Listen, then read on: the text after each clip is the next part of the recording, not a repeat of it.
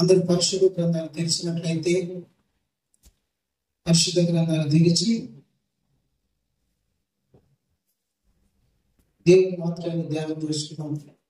ప్రకటన గ్రంథం, పరిశుద్ధ గ్రంథాలు తెరిచి అందరూ వాక్యాన్ని చదువుకున్నాము. ప్రకటన గ్రంథం 11వ అధ్యాయం 15 నుంచి 18 వరకు చదవాలని తెలియజేస్తున్నాం. ప్రకటన గ్రంథము 11వ అధ్యాయము 15 నుంచి 18 వచనాలు.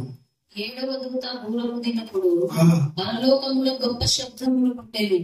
ఆ శబ్దములు, ఈ లోక రాజ్యము మన ప్రభువు రాజ్యమును, ఆయన క్రీస్తు రాజ్యమును ఆయన యుగ యుగముల వరకు ఏలుననెను. అంతట దేవుని సింహాసనాసీనులకు, దేవుని ఎదుట సింహాసనాసీనులకు ఆ 24 పెద్దలు సాష్టాంగపడి దేవునికి నమస్కారం చేసి, వర్తమాన భూత కాలంలో ఉన్న దేవుడినైన ప్రభువా, సర్వాధికారి, నీవు నీ మహాబలమును స్వీకరించి ఏడుచున్నావు గనుక మేము నీకు కృతజ్ఞతాస్తుతులు చెల్లించుచున్నాము. జనములు కోపగించినందున నీకు కోపము వచ్చింది. మృతులు తీర్పు పొందుటకును, నీ దాసులకు, ప్రవక్తలకును, పరిశుద్ధులకును, నీ నామమునకు భయపడు వారికి తగిన ఫలమునిచ్చుటకును, గొప్పవారేమి కొద్దివారేమి భూమిని నశింపచేయ వారిని నశింపచేయుటకు సమయం వచ్చి ఉన్నదని చెప్పిరి. దేవునికి మహిమ కలుగునుగాక. ప్రియమైన దేవుని బిడ్డలారా,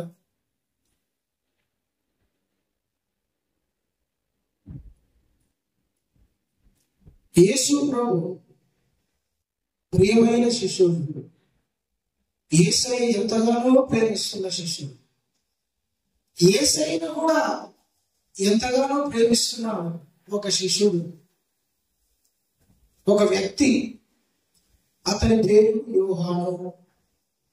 ఈ యోహాను దగ్గర 90 సంవత్సరాల వయసున్నప్పుడు, 90 సంవత్సరాల వయసులో అంటే ఇంకా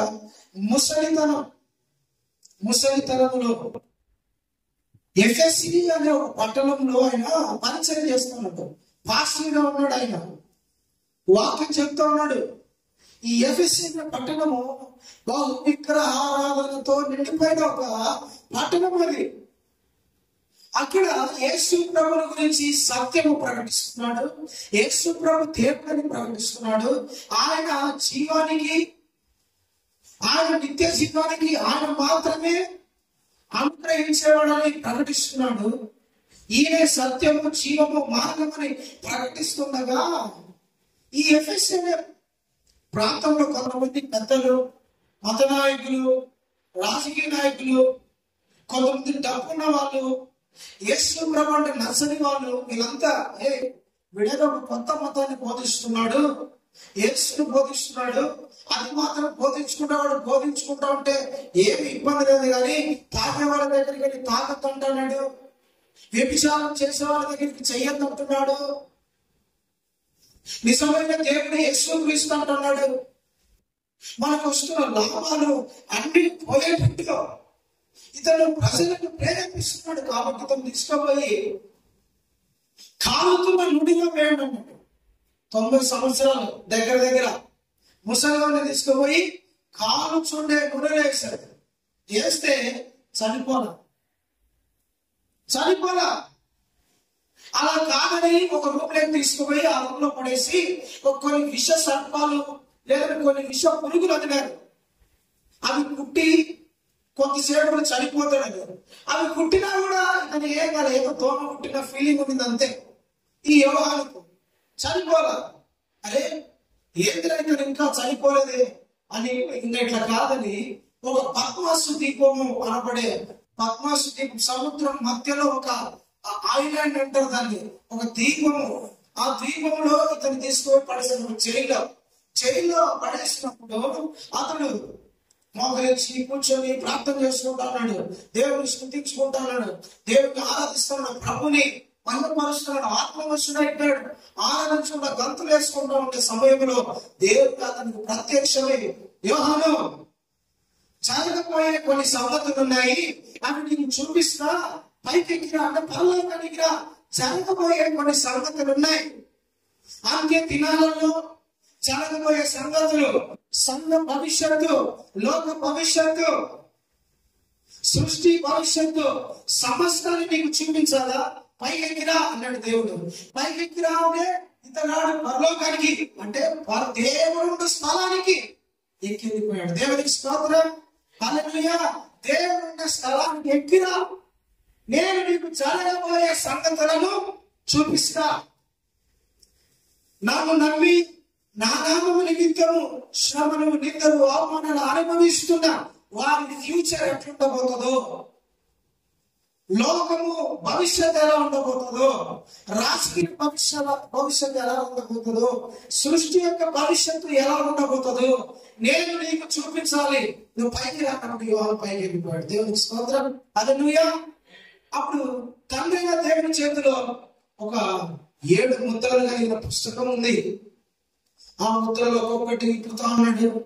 తర్వాత 7 మంది దూతలు 7 బూరలు పట్టుకొని రెడీ ఉన్నారంట. 7 మంది దూతలు 7 బూరలు. బూరలు అంటే తెలుసా? బూరలు కాదు, బూరలు అంటే తెలంగాణ సైడ్, ఆంధ్ర సైడ్ బూరలు అంటే ఓడలు మనం తింటాం కదా ఆంధ్ర. అయితే ఆ బూరలు అంటే ఉంటారు కదా బూరలు.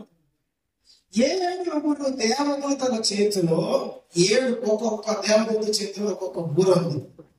అందరూ ఊదడానికి సిద్ధంగా ఉన్నారు. ఒక్కొక్క బూర, ఒక బూర ఊదినప్పుడు ఒక సందర్భము, ఒక బూర ఊదినప్పుడు ఒక సందర్భము, ఒక బూర ఊదినప్పుడు ఒకటి జరుగుతూ ఉన్నాయి. అంటే ఆఖరి బూర 7వ బూర ఊదినప్పుడు ప్రియమైన దేవుని బిడ్డలారా ఏం జరుగుతున్నదో ఇక్కడ మనం ధ్యానించుకుంటున్నాం. 7వ బూర దేవదూత 7వ దూత సిద్ధంగా ఉన్నాడు బూర ఊదడానికి. ఆ 7వ బూర దూత ఊదినప్పుడు ప్రియమైన దేవుని బిడ్డలారా కొన్ని కార్యాలు జరిగాయి. దేవునికి స్తోత్రం, హల్లెలూయా. ప్రియమైన దేవుని బిడ్డలారా ఈ బూరలు అలాంటి చేయడానికి గుర్తు. ఈ బూరలు పాత నిబంధనలో బూరలు ఎందుకు వాడేవారంటే తెలిసిన, బూరలు ఊదినప్పుడు, ఫస్ట్ బూర ఊదినప్పుడు ప్రజలు సిద్ధపడాలి, మెలకు కలిగి ఉండాలి. ఇశ్రాయేలు ప్రజలు ఐగుప్తులో నుండి కానానుకు ప్రయాణమై వెళ్తున్నాడు. మోషేకి అన్నాడు దేవుడు, మోషే 2 వెండి బూరలను తయారు చేయి. ఓకే ప్రభా. ఒక వెండి బూర, ఒక బూర ఊదినప్పుడు ప్రజలు సైన్యం అంతా ఏం కాదా అలాంటిగా ఇతరులు ఏమంతా కూడా లేచి దిగ్గున లేచి కూడా రెడీ అయిపోవాలా. తినేవాళ్ళు కూడా తొందర తినేసి పడుకొని రెడీ అయిపోవాలా. మొదటి బూర ఊదగానే అలా సిద్ధపడాలి. అన్ని ఇంకా పనులన్నీ పక్కన పెట్టేసేయాలి. 2వ బూర ఊదినప్పుడు మేఘం పైకి వస్తుంది, అందరూ నడుస్తా వెళ్ళిపోవాలి. హల్లెలూయా. మొదటి బూర ఊదినప్పుడేమో ప్రజలందరూ కూడా సిద్ధపడాలి. 2వ బూర ఊదినప్పుడేమో ప్రజలందరూ మేఘం పైన ఒక మేఘం వచ్చి ఉంటది. ఆ మేఘం పోతా ఉంటుంది, దాని కింద ప్రయాణం అయిపోతా ఉన్నారు. దేవునికి స్తోత్రం, హల్లెలూయా, హల్లెలూయా. బూరలు 2వ బూరలు యుద్ధానికి ఉపయోగిస్తారు. మొదటి బూర ఊదినప్పుడేమో అలాంటి సేమ్ దీంట్లో 2వ బూర ఊదినప్పుడు గంభీరంగా ఆర్భాటంగా ఊదినప్పుడు ఈ సైన్యం శత్రువులను వీడికి పోవాలి యుద్ధం చేయడానికి. హల్లెలూయా, ప్రైజ్ ది లార్డ్. అలాగే కడపు 7 బూరలు అవి వినపడవు అనుకోండి, ఏం కావు వినపడవు. పరలోకంలో దేవదూతలు ఊదుతా ఉంటారు, కానీ అది మనకు వినపడవు. దాన్ని క్రియలు మనకు అర్థమవుతాయి. లోకంలో జరిగే పరిస్థితులు మనకు అర్థమైతాయి. లోకంలో జరిగే మార్పులు మనకు అర్థమవుతాయి. వినపడవు, బూరలు వినపడవు. ఎక్కడో దేవత పరలోకంలో ఊదుతున్నప్పుడు ఇక్కడ జరిగే కార్యాలు వినపడే. ప్రియమైన బిడ్డలారా దేవుడు ఒక కాలం పెట్టాడు, ఒక టైం పెట్టాడు. ఆ టైంలో 7 బూరలు మోగబడతా ఉంటాయి అన్నమాట. అసలు ఎవరికి తెలియదండి ఆ బూరలు. ఒకసారి నేను అలానే పెట్టి పడుకున్నా. 4 గంటలు లేయాలి, నిద్ర పోతున్నాను, నిద్ర లేదు, నైట్ అవుతుంది. అలా 3 గంటలకు 3:15కు 3:20 పెట్టుకున్నాను. అది అలా కొడుతుంది. ఎంత కొట్టినా నాకు స్పర్శ లేదు. 4 సార్లు పెట్టుకున్న అలారం కొట్టింది అలారం వాగిపోతుంది. నాకు అసలు వెలుగు ఉంటే కదా, మా ఇంట్లో నేను రూమ్ లో పడుకుంటే ఆవుతల రూమ్ లో వినపడుతుంది. నేను పెట్టుకుంటే అలారం అంత గట్టి ఉంటుంది సౌండ్. అక్కడ మా చర్యలు వినపడే అలారం ఏంటి ఇన్నిసార్లు కొట్టే అలారం లేడేంది అని ఫోన్ చేసింది. నా ఫోన్ కూడా గుర్తులేదు. ఫోన్ అలారం కొట్టింది గుర్తులేదు, ఫోన్ చేసింది గుర్తులేదు. వచ్చి వాళ్ళు దబా దబా దబా అని కొడితే అప్పుడు ఉలిక్కి పడలేసి ఏమైంది అలారం ఒకసారి పెట్టినట్టు ఏమైంది, ఫోన్ చేశాను లేదు. ప్రేమైన దేవుళ్ళారా, ఈ ఊరలు ఎందుకంటే అలర్ట్ చేయడానికి క్రైస్తవులను సిద్ధముడు అనడానికి గుర్తుగా ఇవి ఈ బూరలు. ప్రియమైన దేవుళ్ళారా, అడబూర మ్రోగగానే మొదలు ఒక్కొక్క బూర మ్రోగినప్పుడు ఒక సందర్భం జరుగుతుంది. తర్వాత ఇంటికి వెళ్ళి చదువుకోండి. ప్రకటన కాలము 7వ అధ్యాయం, 8వ అధ్యాయం, 9వ అధ్యాయం, 10వ అధ్యాయం, 11వ అధ్యాయం వరకు చదువుకోండి. అక్కడ ఉంటుంది 7 బూరల సంభవాలు. ఒక్కొక్క బూర ఊదినప్పుడు ఏమేమి జరుగుతుందో, ఒక్కొక్క బూర ఊదినప్పుడు భూమి మీద ఎలాంటి ప్రళయాలు, ఎలాంటి విపత్తులు, ఎలాంటి శోధనలు భూమి మీద జరుగుతాయో మన ఇంటికి వెళ్ళి ప్రకటన గ్రంథం అంతా ఒకసారి నిదానంగా ధ్యానం చేయి. నిదానంగా పరిశుద్ధాత్మ నాకు అర్థమయ్యే రీతిలో నాకు బోధించు, నాకు తెలియజే, నాకు జ్ఞానమైనటువంటి దేవుడు నీతో మాట్లాడుతాడు. అర్థమయ్యే రీతిలో పరిశుద్ధాత్మ దేవుడు నీకు బోధిస్తాడు. ఇంటికెళ్ళి చదువుకున్న తర్వాత అయితే ఆఖరిగా జరిగేది ఏమిటంటే తెలిసిన ప్రేమైన దేవుడులారా, ఆఖరి పూర ఊదినప్పుడు ఏం జరుగుతుందంట మనం ఒకసారి చదువుతున్నాను, గమనించండి. ఇప్పుడున్న లోక రాజ్యములన్నీ కూడా మన ప్రభు రాజ్యములాయనే. ఇప్పుడున్న భూమి మీద సకల రాజ్యములన్నీ, భూమి మీద చెప్పుకున్న ప్రతి ఒక్క రాజ్యం అన్నీ కూడా క్రీస్తు రాజ్యములు అయిపోతాయి. తర్వాత యేసు ప్రభు గురించి మాట్లాడా, ఆయన సర్వాధికారి, సర్వశక్తివంతుడై ప్రజలకు తీర్పు తీర్చడానికి, న్యాయం చేయడానికి, తన ప్రజలు ఆయనను నమ్ముకున్న, ఆయన మీద విశ్వాసం ఉంచిన, ఆయనను వెంబడిస్తున్న ప్రజలకు ప్రతిఫలం ఇచ్చే సందర్భం అది. ప్రతిఫల దినము ఇది, ఫలము పొందు దినం అది. కీర్తనల గ్రంథం 50వ అధ్యాయం 3-4 వచనాలు ఒకసారి చదవండి. కీర్తనల గ్రంథము 50వ కీర్తన 4-5 వచనాలు చదవండి. మన దేవుడు చేర్చున్నాడు, మన దేవుడు వస్తున్నాడు, ఆయన మౌనముగా ఉన్నాడు, ఆయన ముందర అగ్ని మండుచున్నది, ఆయన చుట్టూ ప్రచండమైన విసరుచున్నది. ఆయన తన ప్రజలకు న్యాయము తీర్చడానికంట, ఆయన తన ప్రజలకు న్యాయము తీర్చడానికి చేత నాకు నిబంధన చేసుకునేనా నా భక్తులను సమకూర్చదని ఇది ఆకాశమును పిలుచుచున్నాడు. భూమిని ఏం చేస్తున్నాడు? పిలుస్తున్నాడంట. కటపూరం మారగానే ప్రియమైన దేవుని బిడ్డలారా, యేసు ప్రభు తన ప్రజలకు న్యాయము తీర్చడానికి, తన ప్రజలకు తీర్పు తీర్చడానికి, తన ప్రజలకు ప్రతిఫలం ఇవ్వడానికి, తన ప్రజలను తన దగ్గరికి తీసుకోవడానికి, ఆయన నమ్మిన ప్రజలను ఆయన దగ్గరికి పిలుస్తున్నాడట. ఆకాశానికి భూమిని చెప్తున్నాడు, ఆకాశమా భూమి, ఇదిగో నా పిల్లలు భూమి మీద ఉన్నారు, నా పిల్లలు ఉన్నారు భూమి మీద, వాళ్ళని పంపించే. దేవుని స్తోత్రం. ఎవరు భూమి మీద 800 కోట్ల మంది ప్రజలు ఉన్నారు. ఇప్పుడు జనాభా లెక్క ప్రకారము 800 crores 800 కోట్ల మంది ప్రజలు భూమి మీద ఉన్నారు. ఇప్పుడు వాళ్ళందరూ దేవుని పిల్లలేనా? కాదంట. ఎవరు దేవుని పిల్లలని దేవుని వాక్యం చెబుతుంది. బలి అర్పణతో నాతో నిబంధన చేసుకునే నా ప్రజలు, బలి అర్పణ చేత నాతో నిబంధన చేసుకున్న నా ప్రజలను సమకూర్చండి, పంపించండి, పిలవండి అని దేవుడు తన ఆకాశానికి భూమికి చెప్తున్నాడు. ప్రియమైన దేవుని బిడ్డలారా, ఆఖరికి కూడా కడపూర మోగినప్పుడు జరిగేది ఏంటో తెలుసునా? ఎవరైతే దేవునితో నిబంధన చేసుకుని ఉంటారో, ఎవరైతే దేవునితో ప్రామిస్ చేసుకుని ఉంటారో, ఎవరైతే యేసు రక్తంతో కడగబడి ఉంటారో, ఎవరైతే యేసు రక్తంతో కొనబడి ఉంటారో, ఎవరైతే యేసయ్య నామములోకి వచ్చి ఉంటారో, ఎవరైతే పరిశుద్ధులుగా ఉంటారో, వాళ్ళందరికీ దేవుడు న్యాయం తీర్చబోయే రోజు. హల్లెలూయా, దేవునికి స్తోత్రం.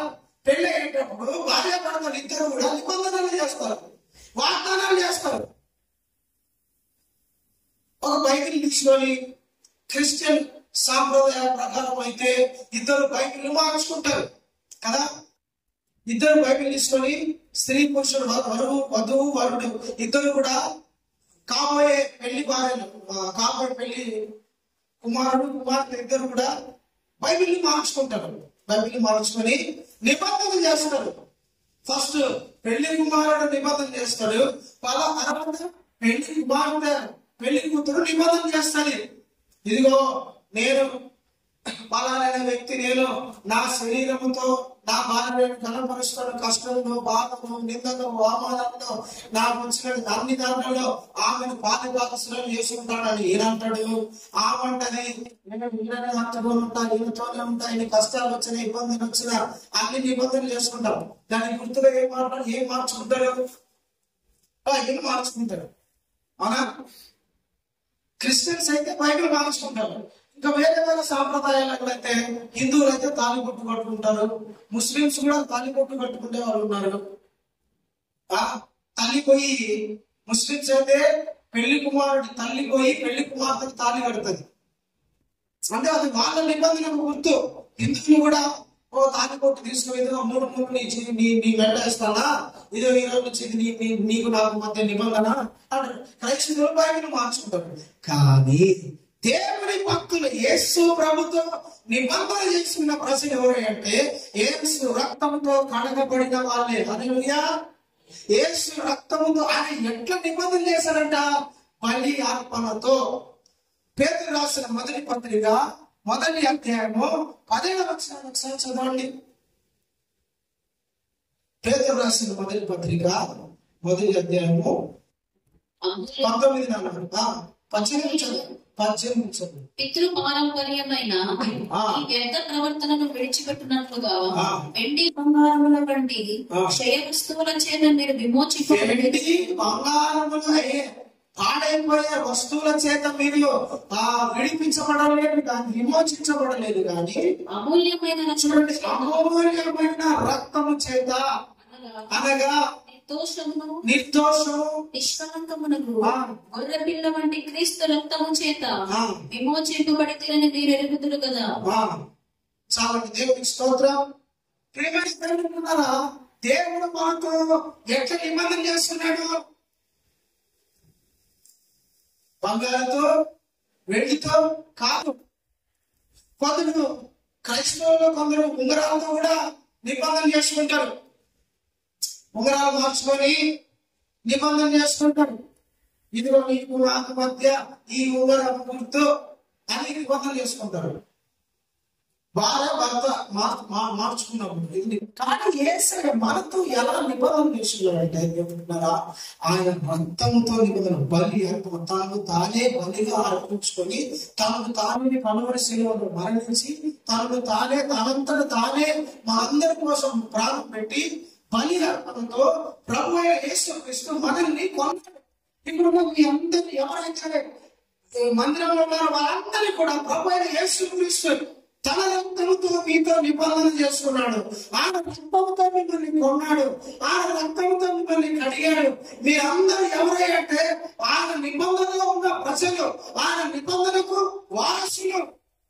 ఆయన నిబంధనకు మీ అందరితో మనందరితో కూడా ప్రభువైన యేసుక్రీస్తు నిబంధన చేసుకున్నాడు. ఒక్కొక్కరితో పర్సనల్ గా, ఒక్కొక్కరితో వ్యక్తిగతంగా, ఒక్కొక్కరు వారి మనసు పొందినప్పుడు వాళ్ళతో ప్రభువైన యేసుక్రీస్తు నిబంధన చేస్తున్నాడు.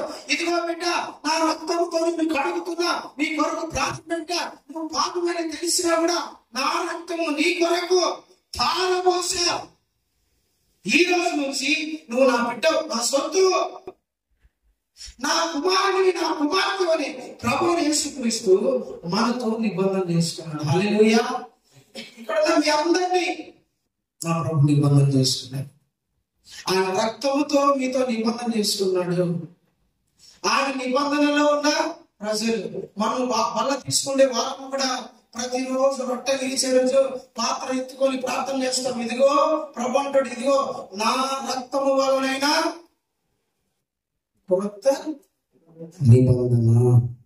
అది గొర్రె పిల్ల రక్తముతో, ఎడ్ల యొక్క, మేకల యొక్క రక్తంతో చేసిన నిబంధన కాదు. స్వయాన నా రక్తంతో నిలువెల్ల తల నుండి అరికాల వరకు ప్రతి అవయవం గాయపరచబడి శరీరంలో ఒక్క రక్తపు చుక్క కూడా లేకుండా మీ కొరకు తాగబోసారు. ఇది కొత్త నిబంధన. దేవునికి స్తోత్రం. నా ప్రాణంతో ఇది నీతో నిబంధన ప్రామిస్ ఇస్తున్నాను, సదాకాలం నీతో ఉంటాను. ఆమేన్. మనుషులందరినీ విడిచిపెట్టినా నేను నిన్ను విడిచిపెట్టను. మనుషుల దృష్టికి నువ్వు పాపమైన, నా దృష్టిలో పరిశుద్ధమే. మనుషులందరూ నీ బలహీనత తీసి నేను వదిలిపెట్టినా నేను నిన్ను వదిలిపెట్టాను.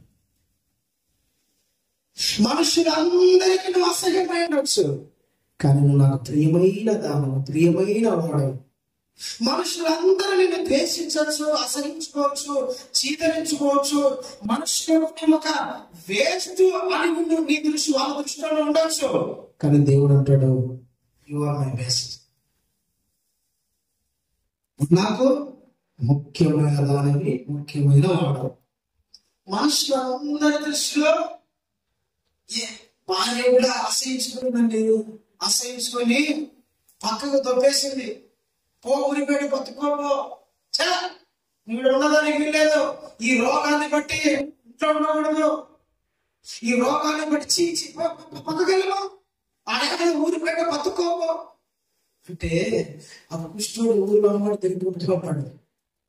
ఎక్కడ బతకాలో తెలియదు, ఎవరింటికి రాణించుకుంటాడు, ఏ బంధువు రాణించుకుంటాడు, ఏ రక్త సంబంధం రాణించుకుంటాడు, ఏ స్నేహితుడు రాణించుకుంటాడు. ఈరోజు స్నేహితుడు తినచ్చు, కుష్ఠరోగం వచ్చిందిరా చేర్చుకోరాను, రే కుష్ఠరోగం వచ్చిందిరా చీము కారుతుందిరా చేర్చుకోరా. లోకంలో అన్ని స్నేహాల కన్నా గొప్ప స్నేహం ఉంటారు కదా. కుష్ఠరోగం వచ్చినప్పుడు రే కుష్ఠరోగం వచ్చిందిరా చేర్చుకోవాలి,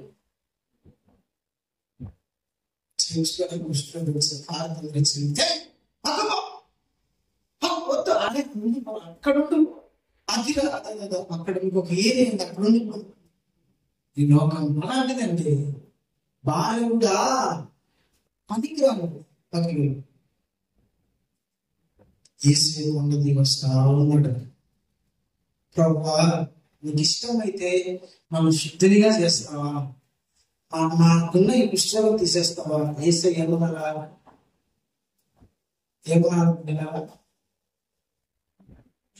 శుద్ధిలో ఏమన్నా వెళ్ళిపోవాల్సి ఏసే ఏమన్నా తెలుసు. వాడిని పట్టుకున్నాడు, వాడిని ముట్టి చేశాడు, వాడిని ముట్టి తాకాడంట. వాడిని తాకి ముట్టి నాకు ఇష్టమైన శుద్ధుడు. హల్లెలూయా. పైన గాయాలు మారిపోయే, లోపల తగిన గాయాలు మారిపోయాయి. ప్రియమైన దేవుని బిడ్డలారా, ఆయన రక్తముతో నీతో నిబంధన చేసుకున్నాడు. ఆయన రక్తముతో నీతో నిబంధన. మనుషులందరికీ నీకు అసహ్యమైన వాడు, అసహ్యమైన దానివే, కానీ నువ్వు నాకు ప్రియమైన వాడు, ప్రియమైన వాడు.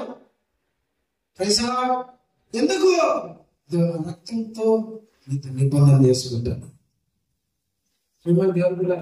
ఎవరైనా భక్తులు తెలిసిన యేసు ప్రభు ఆయనతో నిబంధన, ఇప్పుడు ఆపోజిట్ లో కూడా ఆయన నిబంధన చేశాడు. మనం కూడా నిబంధన చేయాలిగా. ఆయన నిబంధన చేశాడు, బిడ్డ నా రక్తంతో నేను కొంటానా, నా రక్తంతో ఇదిగో నా ప్రాణం పెట్టి నేను కొంటానా, నా ప్రాణం పెట్టి నేను విడిపిస్తానా, నా ప్రాణం పెట్టి నేను నిన్ను విమోచిస్తానా. ఈ రోజు నుంచి నా ప్రియమైన వాడు, ప్రియమైన గాను, ఈ రోజు నుంచి నా బిడ్డ బలి అర్పణతో మనతో నిబంధన చేసుకున్నాడు. అయితే మనము కూడా ప్రభుత్వం నిబంధన చేసుకోవాలి. వెండి బంగారములు ముత్యములు వజ్రాలు డబ్బు ఇవన్నీ కూడా ఆయనకు ఇష్టమైనవి కావు.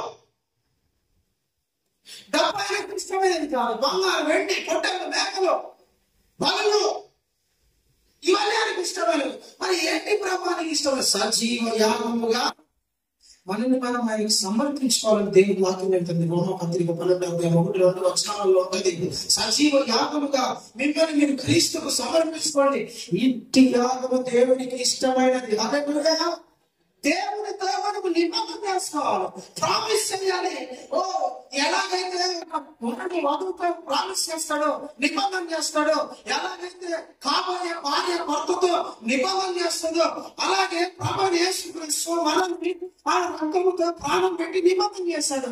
అదే విధంగా మనము కూడా మన శరీరముతో మన ప్రాణముతో సజీవ యాగముగా బ్రతకడం. సజీవ నిబంధన చేయండి చెప్పడంలా, బ్రతికుండగానే నాతో నిబంధన చేయాలి.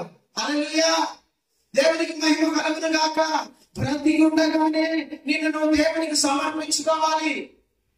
సజీవ యాగముగా ఉన్నప్పుడే, బలం ఉన్నప్పుడే, శక్తి ఉన్నప్పుడే, ఉన్నప్పుడే, డబ్బు ఉన్నప్పుడే, అన్ని ఉన్నప్పుడే దేవునికి నిన్ను నువ్వు ప్రతిష్ఠించుకోవాలి, సమర్పించుకోవాలి. ఇదిగో ప్రభా, నేను కూడా నీతో నిబంధన చేస్తున్నా, వాగ్దానం చేస్తున్నా. ఈ రోజు నుంచి నా శరీరంతో నేను కనపరుస్తా. ఈ రోజు నుంచి నీకు ఇష్టమైనది ఏది నేను చెయ్యను.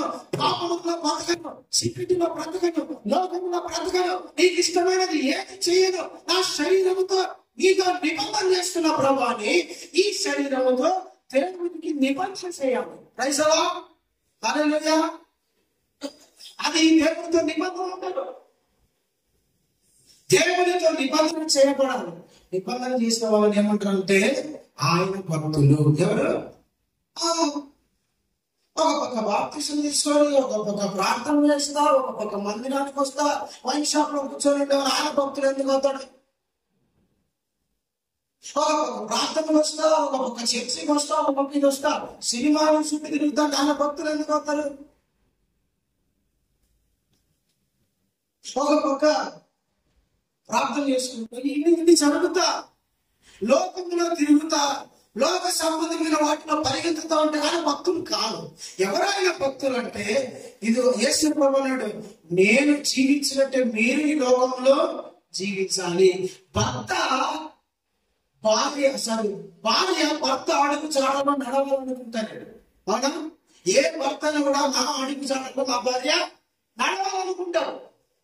అట్లా కాదు, నీ వెనక నేను నడుస్తాను. ఎట్లుంటే చెప్పండి. యేసు ప్రభుని నమ్మిన ఎవరు ఆయన భక్తులు అంటే ఆయనతో నిబంధన చేసుకున్నాం. ఈ లోకములోని ప్రభావాన్ని వేరైపోతున్నా, ఈ శాపంలో వేరైపోతున్నా, ఈ చీకటి ప్రాంతం నుండి, క్రియల నుండి నేను వేరైపోతున్నాను ప్రభా. దురాభిమాన పాపం నుండి నేను వేరైపోతున్నా. సినిమా వాళ్ళకు చేజేలు కొట్టుకుంటా, క్రికెట్లకు చేజేలు కొట్టుకుంటా, వీళ్ళకు చేజేలు కొట్టుకుంటా. అయి నాకు కాదు, అవి లోకస్తులు. నేను కాదు, నేను నీతో నిబంధన చేసుకుంటున్నా. నా ప్రాణము నీ ప్రాణముతో నిబంధన చేయబడుతుంది. ఆనంద భక్తులు అంటారు. హల్లెలూయా, హల్లెలూయా. ఆ భక్తులను దేవుడు పిలుస్తాడు. ఏమని? బలి ఆత్మల చేత నాతో నిబంధన చేసుకున్నాడు. నా ప్రజలను నా దగ్గరికి సమకూర్చాడు. కానీ దూర మోగినప్పుడు ఏం జరుగుతుంది? ఆయన భక్తులు ఎత్తబడతారు. ఆయన భక్తులు ఆయన దగ్గరికి చేరుతారు. ఆయన భక్తులకు న్యాయము తీర్చే రోజు. Praise the lord. హల్లెలూయా. ఆయన భక్తులకు న్యాయము తీర్చే రోజు అండి. భూమి మీద బ్రతికిన రోజులన్నీ ప్రభా అన్యాయముగానే నన్ను అన్నాడు. నేను న్యాయంగా బ్రతికినానయ్యా.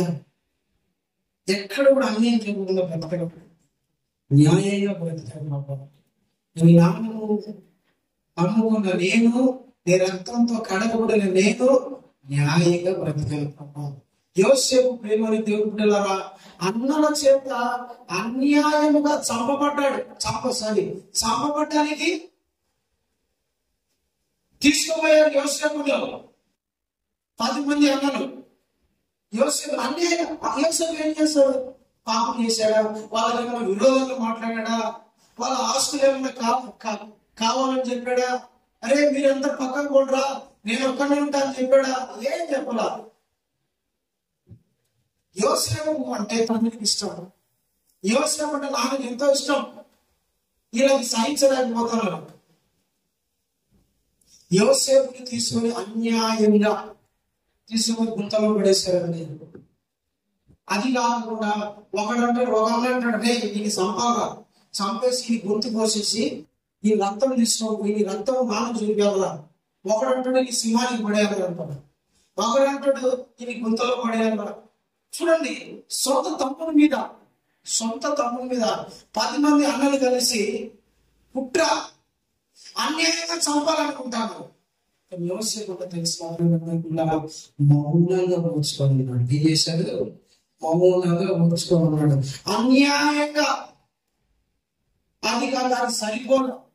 వదిలేంటాను ఒకడు వచ్చారే, వదిలేంట వాడు మన తమ్ముడేగా, మన తండ్రి కొడుకేరా, వాడు కూడా వదిలేంట ఒకటి వచ్చే వదిలేయడం వాడిని దేశానికి బానిసలు అమ్మేయండి. 20-30 2 నాణేలకు యోసేపుని దాసునిగా అమ్మేస్తే యోసేపు ఒక దేశంలో బతుకుతా ఉన్నాడు. బాగా నీటిగా బ్రతుకుతా ఉన్నప్పుడు ఒక ఆమె వచ్చింది. ఒక ఆమె వచ్చి పాపం చేయడానికి ప్రేరేపించాడు.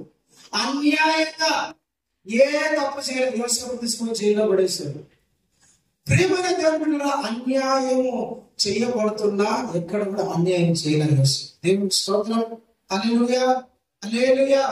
మనకు ఎంత అన్యాయం జరిగినా సరే మనం ఇతరులకు అన్యాయం చేయకూడదు. మనం అన్యాయం అయిపోతున్నా సరే,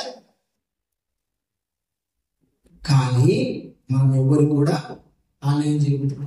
ఊరికి నీ దగ్గర నుంచి లాక్కున్నారా? ఊరికి నీ దగ్గర ఒక్క అడుగు కోసం కొట్లాడుకున్న రోజులు ఉన్నాయి. అన్యాయంగా లాక్కున్నారన్నా, అస్సలు కారణం లేదు. ఒక్క అడుగు కోసం తమ్మును వదిలేచ్చు కదా, అన్నను వదిలేచ్చు కదా, అక్కను వదిలేచ్చు కదా, అన్యాయంగా అయినా నువ్వు సహించుతానన్నారు. లేదు ప్రభా వద్దాను వదిలేసిన. నిజంగా ఒక సేవకుల గురించి విన్నా. మందిరము ఆయన పట్టా ఉంది, ఆ మందిరం పేరు మీద రిజిస్ట్రేషన్ అయింది. అయినా సరే ఒక రాజకీయ నాయకుడు వచ్చి ఈ మందిర స్థలం నాది అని లేనిపోయి డాక్యుమెంట్స్ అని డూప్లికేట్ డాక్యుమెంట్స్ పుట్టించి ఈ స్థలం నాది, మందిరం ఉండకూడదు, ఈ మందిరం కోర్టుకి వెళ్తే హ్యాపీగా చెల్లుతుంది. కానీ రాజకీయ నాయకుడు రాజకీయం చేసి ఎట్లా ఈ స్థలం లాక్కోవాలి, ఈ స్థలం ఇతను లేకుండా చేయాలన్నారు. లాయర్ దగ్గరికి పోతే లాయర్ అన్నాడు, 10 లక్షలు తప్పించి నేను ఇదొకటి సిట్టింగ్ చేసేస్తాను. 10 దగ్గర 2 కోట్ల ప్రాపర్టీ 10 లక్షలు తప్పించేసి నేను సిట్టింగ్ చేస్తున్నా, రాజకీయ నాయకుడితో మాట్లాడతాను. ఏమన్నా సార్, నేను డబ్బులు నాకు ఈ అన్యాయంగా నాకు బ్రతకడం, ఇది దేవుడు నాకు ఇవ్వాలనుకున్నాడా? ఇష్టం. దేవుడు నాకు వద్దనుకున్నాడా? తీసేసుకున్నాడు. దేవుడు రాజకీయ నాయకుడు వచ్చినాడు, ఆ స్థలం అంతా కబ్జా చేసేసుకున్నాడు, మందిరం పనులు చేసినాడు. అట్లా నీకు కూడా జీవితంలో ఏదో దానికి అన్యాయంగా బలవుతున్నావా? ఏదో ఒక మాటలు పట్టు, క్రియలు పట్టు, ఏదో దానికి అన్యాయానికి గురైపోతున్నావా? దేవుడు తన ప్రజలకు న్యాయం తీర్చవచ్చు. హల్లెలూయా, హల్లెలూయా. తన ప్రజలకు న్యాయం తీర్చే రోజు కంఠపురం మోగినప్పుడు తన ప్రజలను ఆయన దగ్గర తీసుకొని వాళ్ళకు న్యాయం తీరుస్తాడు. హల్లెలూయా. దేవునికి స్తోత్రం కలుగును గాక, దేవునికి మహిమ కలుగును గాక. ప్రియమైన దేవుని పిల్లారా, అన్యాయం అయిపోయిన తన ప్రజలకు న్యాయం తీర్చగలిగిన దేవుడైనా నీ పక్షంగా నిలబడి, నీతో నిలబడి, నీ పక్షంగా నీ శత్రువులతో, నీ శత్రువుల పక్షంగా కాదు, నీ పక్షంగా నిలబడి నీకు న్యాయం తీర్చగలిగిన దేవుడు ఆయన. నువ్వు అన్యాయం అయిపోయినా అన్యాయాన్ని సహిస్తావేమో అలా ఓర్చుకునే కొద్దీ నాకు అన్యాయం చేస్తున్నారు, భరించే కొద్దీ నాకు అన్యాయం చేస్తున్నారు. న్యాయం చేయడం బయటకు దేవుడు నీకు న్యాయం తీర్చవచ్చు. హల్లెలూయా, హల్లెలూయా. మన దగ్గర నుంచి ఒక స్థలము, ఒక సెంటో, లేకపోతే 10,000 డబ్బు నేను న్యాయంగా ఇచ్చాను, న్యాయంగా ఇవ్వాలి కదా, న్యాయంగా 10,000 ఇచ్చాను, నెలైన 10,000 డబ్బులు ఇస్తే న్యాయంగా తిరిగి సహాయం చేసేవాడు సహాయం చేస్తుంది అని న్యాయంగా తిరిగి ఇవ్వాలి కదా. ఒక సంవత్సరం రోజుల తర్వాత ఏం డబ్బు ఇచ్చినావు, ఎందుకు ఇవ్వాలి నీకు, ఎవరికి చెప్పుకుంటా చెప్పుకోపో, ఏ నాయకుడి దగ్గర పోతావు పో, ఏ పెద్దోళ్ళ దగ్గర పోతావు పో, ఎవరు చెప్పుకుంటా చెప్పుకుంటా లేదు నువ్వు నాకు ఇచ్చినట్టు ఫుడిపోయింది ఎక్కడ ముస్లామా పట్టుకోలేదు. ముస్లిందా నువ్వు నాకు ఇచ్చిన ఫుడిపోయేది ఎక్కడుంది, 10,000 ఇచ్చిన అంటాడు ఏది, నీకే తినడానికి గతి లేదు, నీకే సరిగ్గా కొంపలేదు, నీ బతుకే బాగాలేదు, నువ్వు నాకు 10,000 ఇచ్చినావా లేకపో. అయ్యా అది రూపాయి ఎత్తి పెట్టుకొని సంపాదించి ఎత్తి పెట్టుకొని కష్టం ఉందండి నీకు ఇచ్చినానయ్యా, నాకు ఇప్పుడు ఇచ్చిన ముసలిదారా చుట్టూ పెద్దలు ఉన్నారు, నాకు ఇప్పుడు ఇచ్చినావు లేదు ఇచ్చిందే రూపాయలు బాగుండదు. అయ్యా ఇచ్చిన నేనెందుకు అబద్ధం అంత కష్టార్జితం చేసిన బతికిద్దానే అందరూ నీ దగ్గర ఏం లేదు కాబట్టి ఏమి కానీ ఒక రోజు వస్తుందండి, దేవుడు అన్యాయస్తుడు కాడు, దేవుడు అన్యాయస్తుడు కాడు, న్యాయం తీర్చగలడు, న్యాయాధిపతి అయిన ఆయన పేరుంది, న్యాయము తీర్చగలవాడు ఆయన. దేవునికి స్తోత్రం, హల్లెలూయా. మన దగ్గర నుంచి మొత్తమే లాక్కున్నారు, దేవుడు వాళ్ళ దగ్గర నుంచి మొత్తం లాక్కుంటాడు. ప్రాణంతో సహా లాగగలిగిన సర్వశక్తివంతుడు ఆయన, వాళ్ళ జీవంతో సహా లాగి పడేయగలిగిన సర్వశక్తివంతుడు ఆయన. మనకు తన ప్రజలకు బలి అర్పణ చేత తనతో నిబంధన చేసుకున్న తన ప్రజలకు న్యాయము తీర్చడానికి దేవుడు ఒక దినాన్ని ఏర్పరిచాడు. హల్లెలూయా, దేవునికి స్తోత్రం కలుగును గాక. ప్రియమైన దేవుడు, నీకు న్యాయము తీర్చడానికి దేవుడు ఆ రోజును సిద్ధపరిచాడు. ఆ రోజు నువ్వు ఆయన ఎదురుగా నిలబడతావు. ఏం జరిగింది బిడ్డ, అన్యాయం పుట్టినారు ప్రభా, ఏమనలేదు ప్రభా, అన్యాయం పుట్టారు, అన్యాయంగా దూషించారు, అన్యాయంగా లేని మాటలు అన్నారు ప్రభా, ఏ మాటలు కోరుకున్నా బయట పండగ తిట్టారు, ఊరికి ఇంటి మీదకి వచ్చారు, కొట్టడానికి వచ్చారు, తిట్టడానికి వచ్చారు, అవమానపరిచారు, తన్నారు, గుర్తారు, పట్టుకుని రోడ్డు మీద ఈడ్చారు. సరే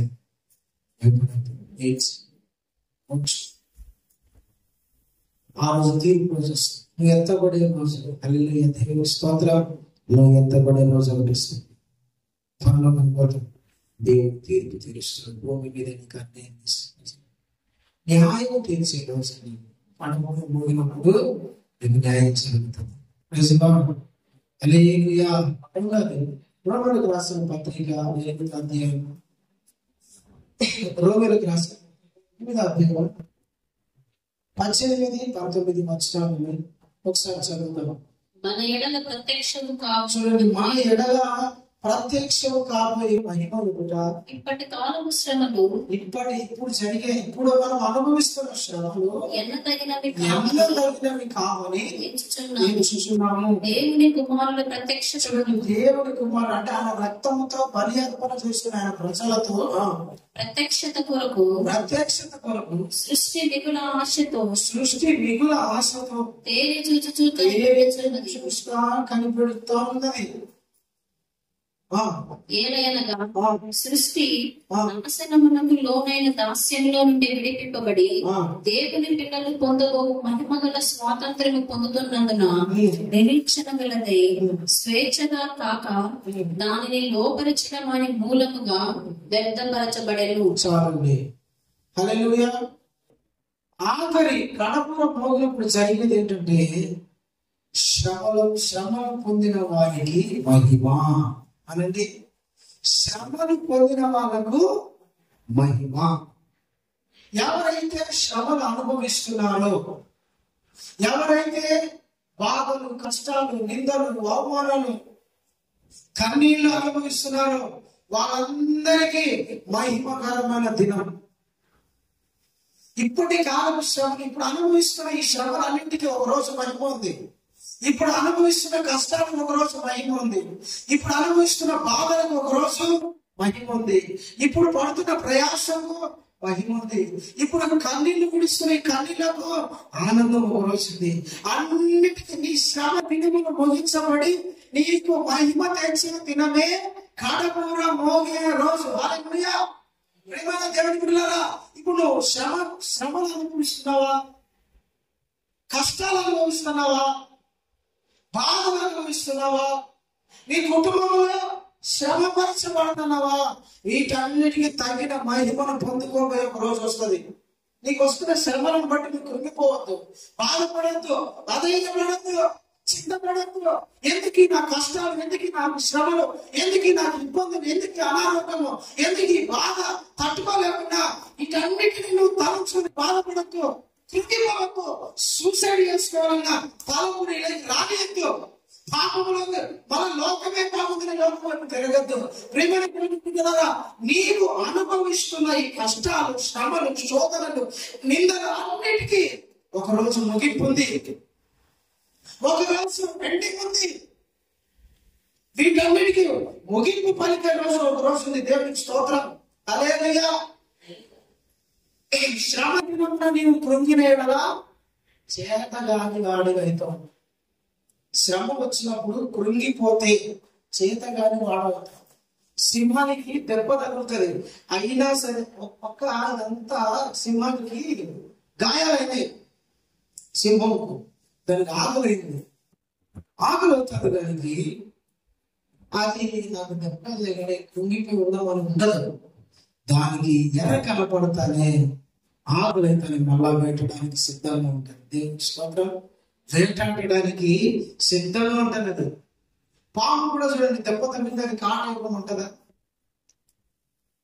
తప్పించుకోవడానికి ఉంటది. శ్రమ వచ్చింది పొట్టిలో కాబట్టి అంటే కూడా చచ్చిపోతే బాగుంటుంది. పొట్టిలో కదా నువ్వు ఉండేటప్పుడు చచ్చిపోతానికి మెడకాయ డబ్బు తీసిందా? తల ఎట్టా నడు మీద కొట్టాను, నడు మీద కొట్టావు, 2 ఏళ్ళు తలముకొని కొట్టి చచ్చిపోతుంది అంటే అనుకుంటుందా? చెప్పండి, అంటదా? ఏదన్నా అట్లా పొట్టిలో దాదాక్రమా 2 దెబ్బలు ఎట్టా సస్తా తలకాయ కూడా అప్పుడు ఒక్కొక్క 2 దెబ్బలు పుట్టే చచ్చిపోతుంది ఆలోచించుకోలేదు. అది ఎట్టైనా పాపం ఎట్టైనా తప్పించుకోవాలి. శ్రమ ఉంది, ఈయన చేతులు ఎట్టైనా తప్పించుకోవాలి, బతకాలని నేను అనుకుంటుంది. బయట పడితే చాలు ఈయన దగ్గర నుంచి హుషారుగా తప్పించుకుంటుంది. మనుషులు కూడా జీవుల కన్నా పాట, పురుగులు, పాములు, జంతువులు, పక్షుల కన్నా చేపల కన్నా శ్రేష్టమైన వాడు కాడా? దేవుని పోలికలో చేయబడినవాడు. నీకు ఇప్పుడు వస్తున్న శ్రమలను బట్టి, కష్టాలను బట్టి కృంగిపోవద్దు, అధైర్యపడద్దు. వీటి వెనకాల ఒక మహిమ ఉంది. హల్లెలూయా. వీటి వెనకాల ఒక గొప్ప కార్యం ఉంది. వీటి వెనకాల ఒక సింహాసనం ఉంది. వీటి వెనకాల ఒక కిరీటం ఉంది. శ్రమల వెనక ఒక ఘనత ఉంది. శ్రమల వెనకాల ఒక మహిమ ఉంది. శ్రమల వెనకాల ఒక గొప్ప పేరుంది. వీటిని సహిస్తా, ఓర్చుకుంటా క్రీస్తులో నిలకడగా ఉన్నట్లయితే నువ్వు బహుమానం పొందుతావు. దేవునికి స్తోత్రం. Praise the lord. నీకు వస్తున్న శ్రమలను బట్టి భయపడద్దు, కష్టాలను బట్టి భయపడద్దు, ఇబ్బందులను బట్టి భయపడదు, కష్టాలను బట్టి భయపడదు. క్రీస్తులో నిలకడగా ఉండడానికి ప్రయత్నం చేయి. దేవునికి మహిమ కలుగును గాక. దేవుళ్ళరా, ఈ మధ్య కాలంలో ఉంటే క్రైస్తవులు అంటే కొందరికి చాలా సులభం తెలిసిన. క్రైస్తవులు అంటే స్కూల్లో పనిచేస్తున్నాం, కాలేజీలో చదువుకుంటున్నాం, లేదా వ్యాపారం చేస్తున్నాం, ఉద్యోగం చేస్తున్నాం, లేదా ఎక్కడైనా ఒక మంచి రిచ్ స్ట్రీట్ లో ఉన్నాం. క్రైస్తవులు అంటే తెలియని ఒక చిన్న చూపు వచ్చేస్తుంది. క్రైస్తవులు అంటానే మీ స్టాఫ్ కానీ, లేదంటే మీ కొలీగ్స్ కానీ, లేదంటే మీ తోటి స్టూడెంట్స్ కానీ, మీ ఫ్రెండ్స్ కానీ, లేదా ఫ్రెండ్స్ కాదు, లేదంటే ఇంకా ఎవరైనా మీ వీధిలో కానీ, మీ ప్రాంతంలో కానీ ఎక్కడైనా కూడా ఒక క్రిస్టియన్ అంటానే వాతావరణం వాళ్ళకి మారిపోతుంది. క్రిస్టియన్స్ అంటానే కొందరికి వాతావరణం మారిపోతుంది. కొందరికి కావాలని క్రైస్తవులను దూరం చేస్తారు, కావాలని వాళ్ళకి ఏమి కోరు, కావాలని వాళ్ళని దూరం పెడతారు, కావాలనే వాళ్ళకు అసలు ఏ సౌకర్యాలు అందించారు. నీళ్ళు కొందరైతే దారుణంగా క్రైస్తవులు అంటే వాళ్ళు తాగుపోతాడని మనకి తెచ్చి వాళ్ళకి అన్నం పెడతారు. క్రైస్తవులు అంటే ప్రభుత్వం దేవుడు బిడ్డారా, ఈ లోకంలో అదొక ఇది. నిన్న ఒక 3 రోజుల క్రిందట జరిగిన విషయం. కేరళలో ఇద్దరు నర్సు, అంటే దేవుని కొరకు ప్రతిష్ఠించుకున్న ఇద్దరు యవనస్తున్నారు. పెళ్ళొద్దు, మాకేమొద్దు, ఏసై సేవ చేస్తే చాలు అనుకున్న ఇద్దరు నర్సు, ఇద్దరు యవనస్తులు. వాళ్ళు వందన ఏదో సిస్టర్, ఇద్దరు సిస్టర్స్ అనమాట. కేరళలో వాళ్ళు నర్సులు. వాళ్ళు ఛత్తీస్గఢ్ అనే ప్రాంతంలో సేవ చేస్తున్నారు, పరిచయం చేస్తున్నారు. పేద ప్రజల దగ్గరికి వెళ్ళి వాళ్ళకి చదువు చెప్పడాలు, వాళ్ళకు ట్రీట్మెంట్ ఇవ్వడము, లేదంటే వాళ్ళకి ఏదైనా హెల్ప్ చేయడము, ఇలాంటివి చేస్తూ ఉంటారు. నర్సు కానీ, కొంతమంది సేవలు కానీ, పాస్టర్లు కానీ, సువార్థకులు, మిషనరీలు ఇలాంటి వాళ్ళు కొంతమంది చేస్తూ ఉంటారు. అక్కడ గిరిజనులు అంటారు, గిరిజన ప్రాంతం. మన భాషలో చెప్పాలంటే ఎస్టీస్ అంటారు కదా, వాళ్ళు గిరిజనులు అంటారు. గిరిజనులు అంటే ఆ ఛత్తీస్గఢ్ అనే ప్రాంతంలో చాలా నీచగా చూస్తారు గిరిజనులు అంటే. అంటే యానాది ఎరుకల అంటారు కదా, వాళ్ళు మనం ఇక్కడ అట్లా అంటారు మన వాళ్ళని, అక్కడ వేరు గిరిజనులు అంటారు.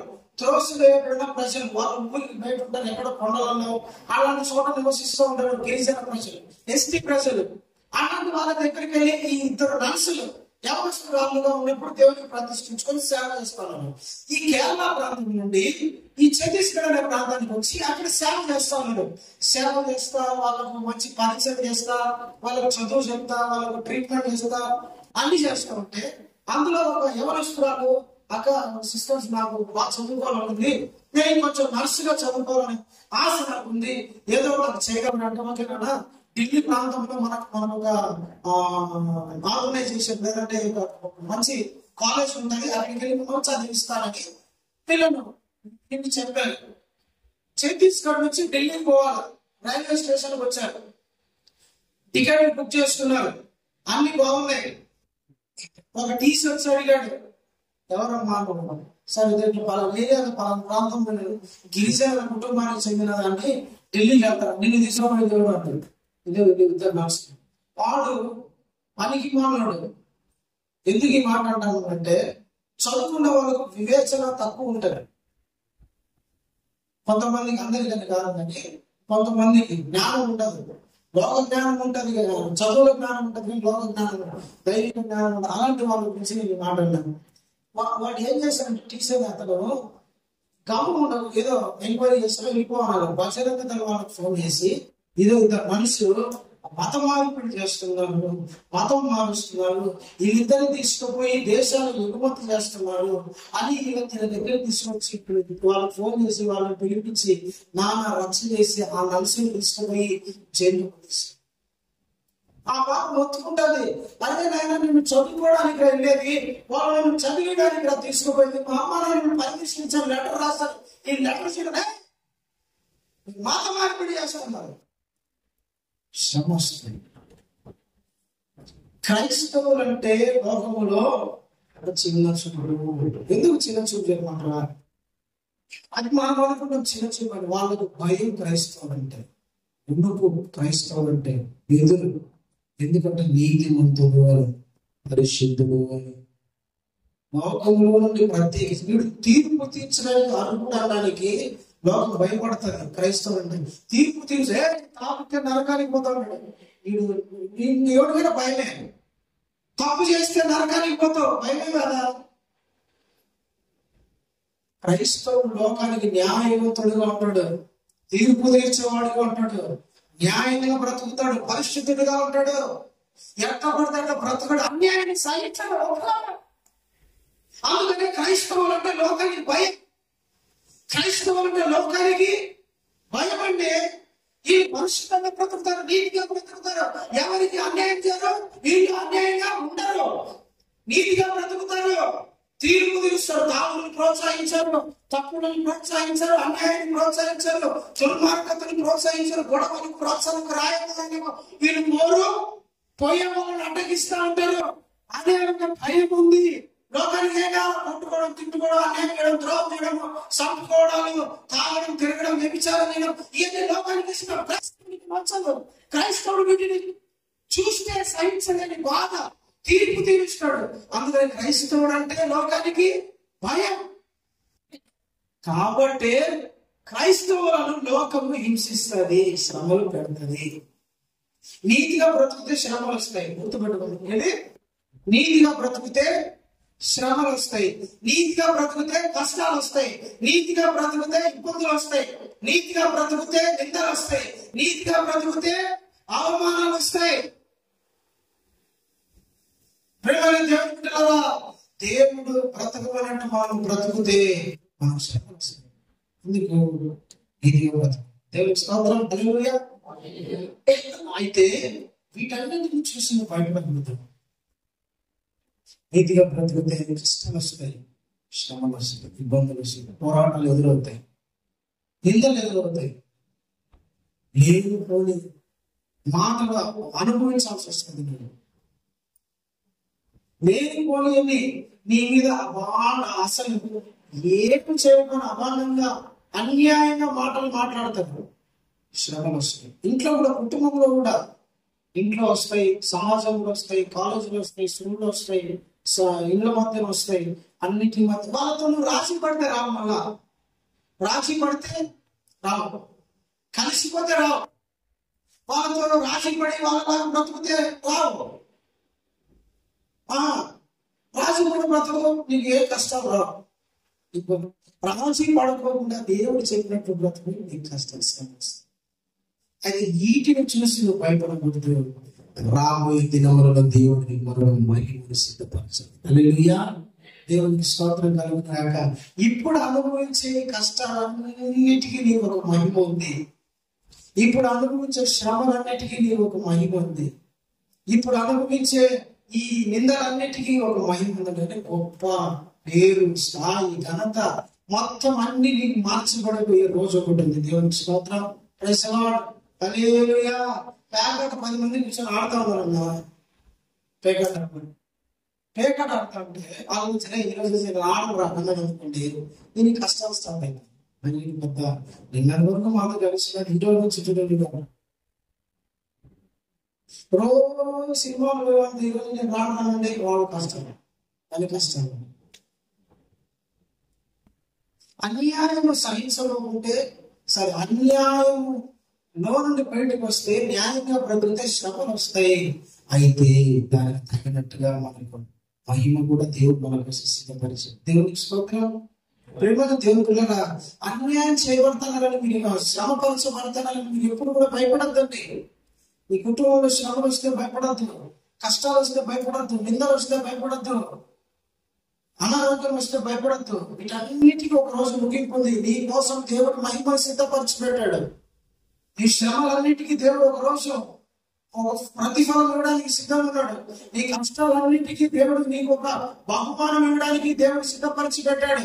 వీటన్నింటినీ నేను సహిస్తాను, నాకు వచ్చేదేనే నువ్వు అనుకోవచ్చు. ఇక్కడ ఇస్తే కొంచెం నాకు నమ్మకపోతుంది. అబ్బా బిడ్డ, ఈ రోజు ఈ సంవత్సరం తను బాగా శ్రమ అనుభవించడం, ఒక మంచి ఇల్లు తీసుకో బిడ్డ, కానీ నీకు దేవుడు మంచి ఇల్లు ఇచ్చాడు అనుకోండి. నీకు ఒకవేళ ఇల్లు నేను ఉంటావా? ఒక కేజీ బంగారు ఇచ్చాడు, అది ఉంటుంది, నువ్వు ఉంటావా? లేకపోతే నువ్వు ఉంటే అది ఉంటుందా? ఒక కారు ఉంటుంది, అది ఉంటుందా? ఈ లోక సంబంధమైన దేవుడు నీకు ఏది ఇచ్చినా కూడా అది తాత్కాలికమైనదే.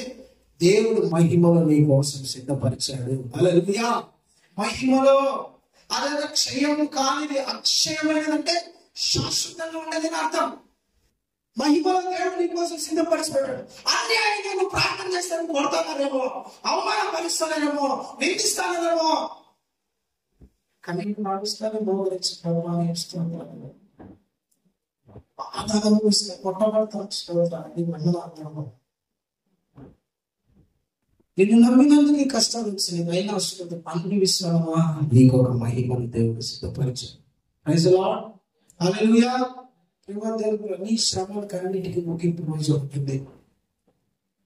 కంటకూర మోగినప్పుడు నీకు జరిగింది నీ శ్రమలకు. చాలా మంది క్రైస్తవులు మొదటి శతాబ్దంలో, అంటే యేసు ప్రభు పునరుద్ధరణకు వెళ్ళిపోయిన 100 సంవత్సరాలు, యేసు ప్రభు వెళ్ళిపోయిన నుంచి 100 సంవత్సరాలు, 1వ శతాబ్దం ఉంటుంది. 1వ శతాబ్దం ఉంటే క్రైస్తవులకు భయంకరమైన శ్రమలు వచ్చినాయి. భయంకరమైన శ్రమలు, భయంకరమైన హింసలు ఎదుర్కొన్నారు వాళ్ళు. అయినా సరే వాళ్ళు ఎక్కడ కూడా ఎనికి తిరగల, వెను తిరగల, శ్రమలకు భయపడ్డారు, నిలబడ్డారు. ఎందుకంటే దేవుడు మాట ఇచ్చాడు, వాగ్దానం చేశాడు. ఏమని? నేను మీ కొరకు స్థలములను సిద్ధపరచడానికి వెళ్తున్నా, నేనున్న స్థలంలో మీరు కూడా ఉంటారు, నాతో పాటు యుగ యుగాలు జీవించడానికి నేను మీకోసం ఒక మహిమ గల దేశాన్ని, పట్టణాన్ని సిద్ధపరుస్తున్నా. ఇక్కడనే ఏది ఆఫ్రాలు రాజు బతికే ఎంత బాగుంటే, నా దేవుడు ఉండే స్థలం ఎంత మహిమకరంగా, లగ్జరీగా, వైభవంగా, ఘనంగా ఉంటది.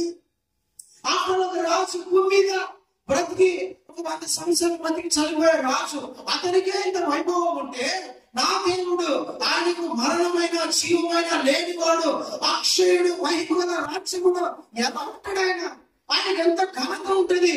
అలాంటి స్థలంలో నా కోసం దేవుడు మహిమను సిద్ధపరుస్తారంటే ఇంకెంత ఆనందం ఉంటుందని వాళ్ళు ఈ భూమిని చూడాల. భూ సంబంధమైన వాటి మీద మనసు పెట్టాలా, పర సంబంధమైన వాటి మీద మనసు పెట్టారు. కాబట్టి ఈ భూమి మీద శ్రమలు ఆనందించడానికి కూడా సిద్ధపడ్డారు, సహించారు, ఓర్చుకున్నారు. నువ్వు ఓర్చుకోగలవా? సహిస్తావా? యేసు ప్రభు కొరకు శ్రమ అనుభవించడానికి సిద్ధంగా ఉన్నావా? యేసు ప్రభు కొరకు నింద అనుభవించడానికి సిద్ధంగా ఉన్నావా? యేసు ప్రభు కొరకు కష్టాలను అనుభవించడానికి సిద్ధంగా ఉన్నావా? యేసు ప్రభు కొరకు నష్టపోవడానికి సిద్ధంగా ఉన్నావా? యేసు ప్రభు కొరకు వ్యాధులను సహించగలవా? యేసు ప్రభు కొరకు తట్టుకొని నిలబడగలవా? నిలబడితే నా దేవుడు నీ కొరకు పట్టుదల నీ కోసం ఒక గొప్ప స్థాయిని సిద్ధపరిచి పెట్టాడు. హల్లెలూయా! సహించిన వారికే ఆ మహిమ గల పట్టణం. దేవునికి స్తోత్రం. అనుభవించిన శ్రమలను ఎన్నిటికీ నేను నమ్మినందుకు చేయి చేశాను బాబా. అక్కడ సింహాసనం వేసుకొని ప్రవర్తించుకుంటాను, వస్తూ ఉంటాను, ఒక్కొక్కరు చేసుకుని అన్ని శ్రమలకు ముగింపు, కష్టాలకు ముగింపు, కన్నీళ్లకు ముగింపు, బాధలకు ముగింపు, అన్నిటికీ ముగింపు. దేవునికి స్తోత్రం.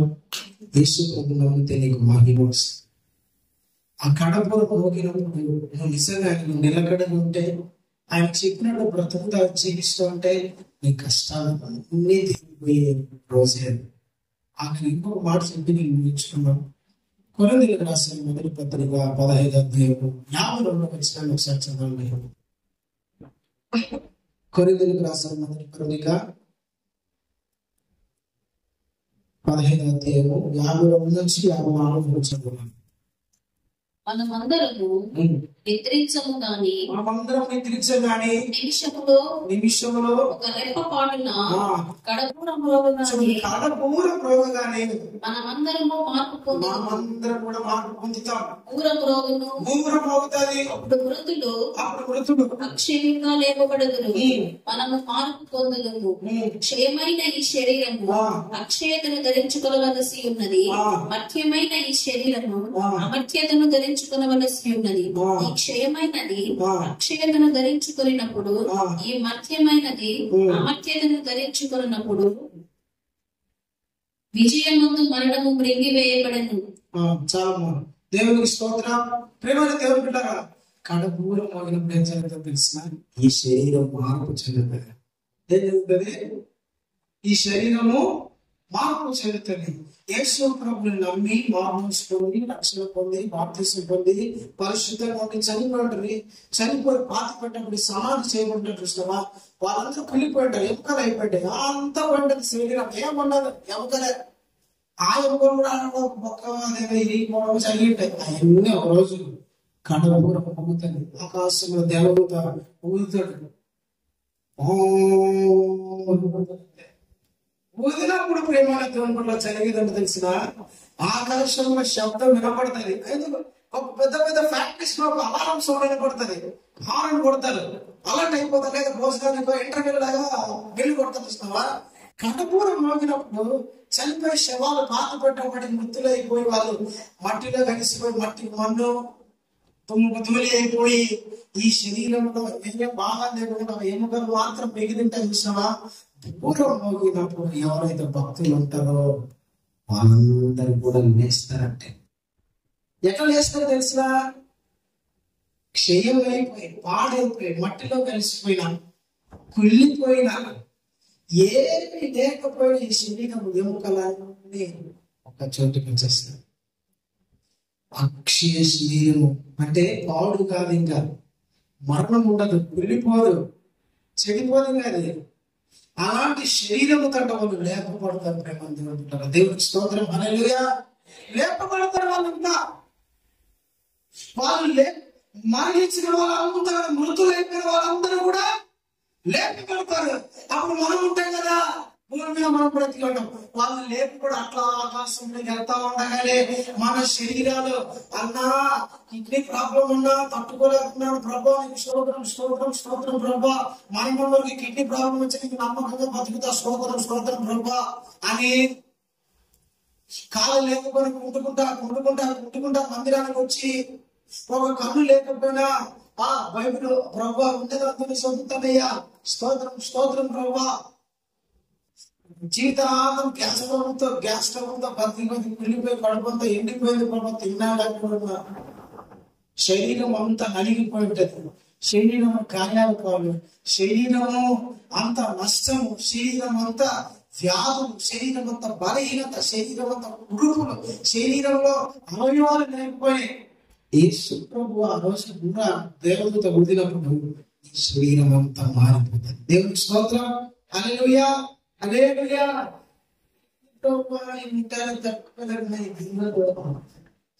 అలా ఎన్నిసార్లు తోడు నల్లగా పొడవైన తెలియదు. ఫేర్ అండ్ లవ్లీ పూసినా, ఫేర్ అండ్ హ్యాండ్సమ్ పూసినా, ఇంకా ఏంటంటే క్రీములు పూసినా పొడవే లేదు, నల్లగానే ఉంది. ఎంత తిన్నా లాభపడలేదు.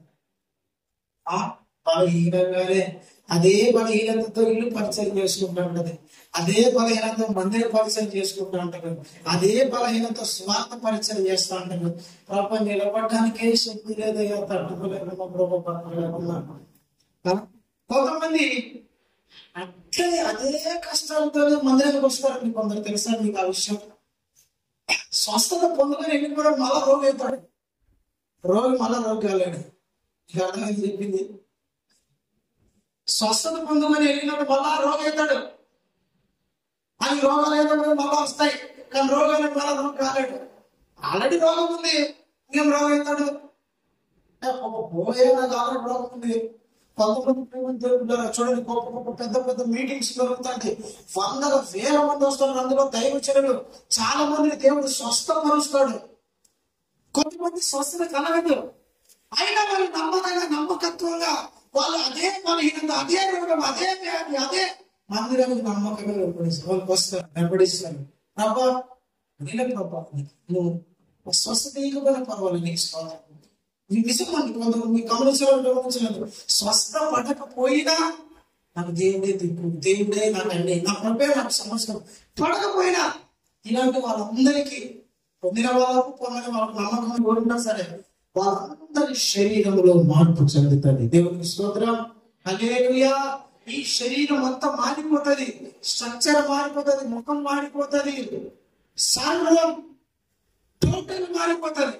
ఎక్స్ట్రా ఏం పెట్టుకోవాల్సిన అవసరం ఉండదు, అన్ని మారిపోతాయి. నీ శరీరం మారిపోతుంది. ఇప్పుడు అనుభవిస్తున్న ఈ రోగం, వ్యాధి, ఈ బలహీనత, ఇవన్నిటికీ దేవుడికి ఈ శరీరం మహిమ శరీరంగా మారిపోతుంది. నీ శరీరం అక్షయమైన శరీరంగా మారిపోతుంది. నీ శరీరం దేవుని శరీరంగా మారిపోతుంది. నీ శరీరమే రూపాంతరం చెందుతుంది. దేవునికి స్తోత్రం.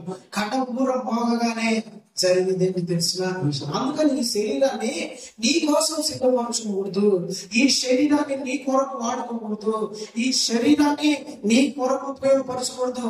ఈ శరీరాన్ని దేవుడి కొరకు ఖర్చు చేయాలా, ఈ శరీరాన్ని దేవుడి పరిచర్యకు ఖర్చు చేయాలా, ఈ శరీరం దేవుడి సేవకు ఖర్చు చేయాలా, ఈ శరీరంతో దేవుని మహిమపరచాలా, ఈ శరీరాన్ని దేవుని కొరకు వాడాలా. నీ కొరకు ఈ శరీరం వాడుకోకూడదు. ఇది దేవుడిది, దేవుడు విలువ పెట్టి కొనగా ఈ శరీరాన్ని దేవుడి సేవకు ఉపయోగించు, కష్టపడు, శ్రమపడు, దేవుడి సేవకు నలిగిపో. దేవుడి సేవ ఈ శరీరాన్ని గాయాలపో. ఈ శరీరము సుఖంగా ఉండడానికి మనం చూసుకోకూడదు. ఈ శరీరం కొరకు కష్టపడవద్దు. ఈ శరీరం కొరకు ప్రయాసపడకూడదు. ఈ శరీరం కొరకు సంపాదించుకోకూడదు. ఈ శరీరం కొరకు ఏమి చేయకూడదు. ఈ శరీరం దేవుడిచ్చింది. ఈ దీంతో దేవుని మహిమపరచాలా, దేవుని సేవ చేయాలా, దేవుని కొరకు కష్టపడాలా, దేవుని కొరకు నిలబడాలా. హల్లెలూయా, దేవునికి స్తోత్రం. అప్పుడే ఈ శరీరం రూపాంతరం పొందుతుంది, మహిమ శరీరంగా మారుతుంది. అక్షయమైన దేవుని పోలికలకి ఈ శరీరాన్ని దేవుడు రూపాంతరపరుస్తాడు. దేవునికి స్తోత్రం. కాబట్టి ప్రేమని దేవుని బిడ్డలారా, ఈ శరీరాన్ని నీ అందం కొరకు వాడకూడదు. ఈ శరీరం నీ కొరకు వాడకూడదు. ఈ శరీరాన్ని దేవుని కొరకు, దేనికోసం? దేవుని కోసం. ఈ శరీరంతో పాడు చేయకూడదు. ఈ శరీరాన్ని తుచ్చమైన అభిలాషలను ఈ శరీరంలో చూడకూడదు. దేవుని మహిమపరచాలి, దేవుని కొనియాడాలి. ఈ శరీరంతో దేవుని స్తుతించాలి. మొగ్గు ఉన్నట్టుండకూడదు ఈ శరీరంతో, దయ్యం ఉన్నట్టుండకూడదు ఈ శరీరంతో. దేవుడులాగా దేవుని సన్నిధిలో ఆరాధిస్తా, ప్రార్థన చేస్తా, దేవుని మహిమపరుస్తా, దేవుని సువార్త చేస్తా, దేవుని కొరకు యవన వయస్సు, యవన శరీరాన్ని, యవన బలాన్ని ఖర్చు చేయాలండి. అందుకని దైవజనుడు పాడబడుతుంది, నాకు బలము ఉన్నంత వరకు చేయలేదు ప్రభు సేవను. నాకు బలము ఉన్నంత వరకు చేయలేదు ప్రభు సేవను. బలమంతా చేయాలని ఉంది ప్రభు సేవను. బలవంతో పోయినాక ఏం చేస్తాం? ఈ శరీరం ఉండగానే, బలం ఉండగానే, శక్తి ఉండగానే, జీవం ఉండగానే పరిగెత్తాల దేవుని కోసం, పరిచయం కోసం పరిగెత్తాలి. ప్రార్థన ఉంటేనే పరిగెత్తాలి, పరిచయం ఉంటేనే పరిగెత్తాలి, ఉపవాసం ఉంటేనే పరిగెత్తాలి. దేవుని కోసం రా పరిచయం చేస్తే సువార్తకి పరిగెత్తాము. నీ కోసం కష్టపడితే దేవుడు నీ శరీరంతో మహిమ పొందడు. వద్దంటాడు. I cannot accept your body, your soul. I cannot accept you. నాకు అవసరం లేదు. ఎందుకంటే నేను నీ కోసం పరిగెత్తినాను. నేను నిన్ను ప్రేమించి నేను నా ఇష్టంగా ఉంటామని నీకు ఈ శరీరం ఇస్తే నువ్వు నీ కోసం పరిగెత్తుతాను. నాకు అవసరం లేదంటున్నాను. ప్రేమ దేవుడిలాగా దేవుని కొరకు ఈ శరీరాన్ని కూడా ఎవరి కోసం? మాత్రమే తింటా దేవుని పరిచయం చేయి, కష్టపడతా దేవుని మందిరంలో పరిచయం చేయి, బాధ అనుభవిస్తా దేవుని సువార్త చేయి. నీకు వ్యాధులు వచ్చా దేవుని కొరకు నిలబడేది. ఈ శరీరం మహిమ గల శరీరంగా మార్చగల దేవుడు నీతో ఉన్నాడు. హల్లెలూయా, హల్లెలూయా. మహిమ గల దేవుడు నీతో ఉన్నాడు. మనకు కళ్ళు సరిగ్గా కనపడదు, మనకు కళ్ళు సరిగ్గా కనపడదు, చాలా బలహీనంగా ఉంటాడు. అయినా సరే నేను చాలాసార్లు చెప్పేవాళ్ళు, సువార్తకు వెళ్తావా అంటే కనపడుతున్నాను. ఒక 10% పెరిగిందండి. నేను ఇంటికాడ ఉండడానికి ఇష్టపడలేదు. నేను ఇంటింటికాడికి పరిచయం పోతా, ఇంటింటికాడ తిరుగుతా, ఇంటింటికి స్వార్థ పోతా, ఇంటింటికి పోతాను. మరి అంటే ఎవరో నాకు దొరుకుతాడు, ఎవరో వస్తాడు, ఎవరో పిల్లడు దొరుకుతాడు, అని వేసుకొని వెళ్ళిపోతాడు. వాడు నాకు తోడు ఉంటాడు. దేవునికి స్వాతంత్రం అనివే నాకు తోడు ఉంటాడండి. నేను వెళ్ళిపోతా. కాళ్ళు కనపడవు తెలుసా? ఇది దిగడానికి కూడా కళ్ళు కనపడవు, కష్టం. దిగలేడు, ఇది దిగలేడు, కింద పడతాడు. పట్టుకుని చెప్పకుంటే కింద పడతాడు.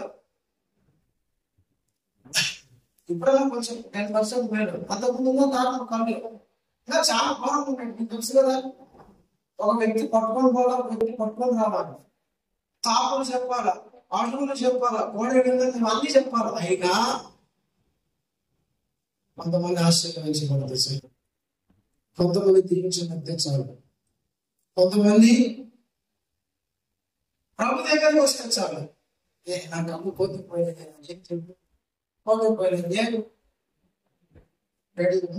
కాపాడుకున్నాడు. పోత పోయింది ఆయన. ఎవరి కాదు చెప్పు, ఎవరి కాదు ఆరోగ్యం. పోత ఇంటే సువార్త పోతా చచ్చిపోతారు. ఆ ఇంటికి పోతా పోతా ప్రార్థన చేసి వచ్చి నువ్వు చచ్చిపోతానైనా ఎవరికి కావాలి శరీరము? దేవుడు నన్ను ప్రేమించి ఈయనకి నీ రోజు అనుమతిన శ్రమ సాధనైందా? ప్రభు గారికి ఎందుకు పోతా? ఆయన బాగుంటారైనా చక్కటి సూపులు వస్తారు. బాబు ఈడెన్ని రోజులు ఉంటా? ఉన్న రోజు 4 రోజులు బతికినా స్వార్థ చేసి బతికి చచ్చిపోతా. ఎందుకు ఈ పాప లోకంలో బ్రతకడం? ఉన్న రోజులు దేవునికి మహిమకరంగా బ్రతకాలా? చచ్చిపోయినాక దేవుని దగ్గర సాక్ష్యం చెప్పాలా? మహిమను పొందుకోవాలి. హల్లెలూయా, హల్లెలూయా. ప్రియమైన దేవుని బిడ్డలారా, నీవు అనుభవించిన ఈ శరీరంతో నువ్వు అనుభవించిన ప్రతి శ్రమకు, ప్రతి వ్యాధికి, ప్రతి రోగానికి, ప్రతి దానికి నీ శరీరాన్ని దేవుడు మహిమ గల శరీరముగా మార్చబోతున్నాడు. హల్లెలూయా. మహిమ గల శరీరం, ఒక కొత్త శరీరం. దానికి వ్యాధులు ఉండవు. దానికి ఏమన్నా తల్లి వేదన ఉండవు. డాక్టర్ చూపించుకుంటూ అసలు అవసరంగా ఉండదు. అవసరం ఉండదు. వయసు అయిపోదు. ఈ రోజు 1వ రోజున నేను పుట్టిన అట్టే ఉంటాయి. నా శరీరం ఈ రోజు మార్పు చెందిందా? ఈ మార్పు ఇంకా యుగాలు ఉంటాయి. వెంట్రుకలు అంటూ ఉంటాయి, కథలు అంటే వేసుకున్నాం అలాంటి కళలు, వేసుకున్నాం లాంటి కోరిక. శరీరం మా టోటల్ చేంజ్. ఏ బలహీనత ఉండదు. ఆకలి కాదు, డబ్బులు కావు, బలహీనత ఉండదు, రోగాలు ఉండవు, కష్టపడడం ఉండదు, చెమట రావడం ఉండదు, పెళ్లి చేసుకోవడం ఉండదు, పిల్లలు కట్టడానికి ఉండదు. అవన్నీ ఏమున్నాయి? కష్టాలు లేక కన్నులు కూడా రావున్నా అన్ని పోతాయి. హల్లెలూయా. ఏమున్నాయి? నూతనమైన శరీరంతో ఉంటాం. దేవుని స్తోత్రం.